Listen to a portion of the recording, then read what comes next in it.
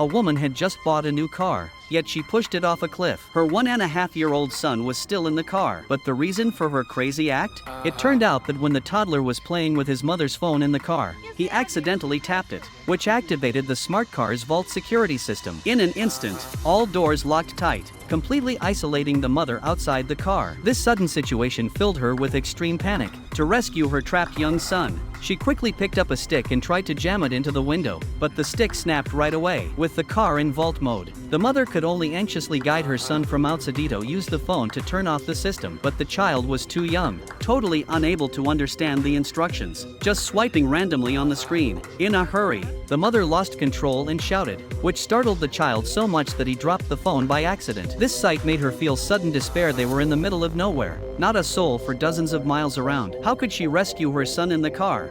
After calming down for a moment, Annie tried to talk to the car's smart voice system. However, in vault mode, people outside the car couldn't activate voice interaction. This made Annie fly into a rage, picked up a stone and smashed it against the window. But the car body was made of high-strength composite material. The stone shattered, while the window remained intact. Watching her son scream in terror inside, Annie suddenly realized this approach wouldn't work.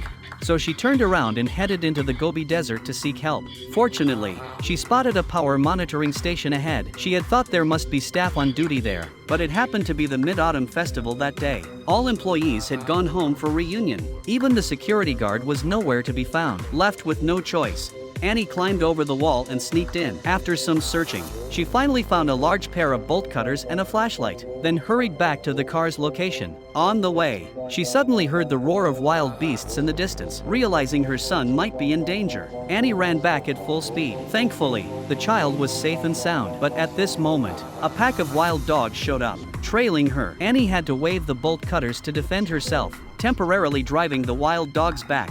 Faced with the desperate situation, she was at a loss, and could only endure the long night on top of the car. The next morning, the scorching sun woke Annie. The ground temperature was already close to 38 degrees Celsius, and the temperature inside the car must have been even higher. Plus the sun was still wearing a cotton-padded coat. Annie took off her coat to cover the window, trying to block the scorching sun, but this was a drop in the bucket. The child inside was still suffering terribly from the heat.